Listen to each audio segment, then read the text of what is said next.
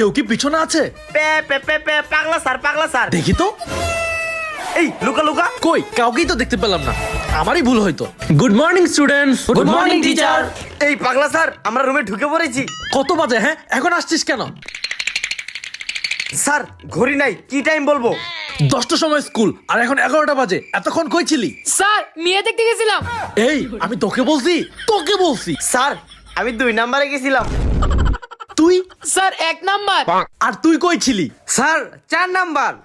মানে? Sir 2 number 2 বার গেছি, তার মানে 4 নাম্বার। পাজির বাচ্চাগুলা সবাই লাইনে দাঁড়া।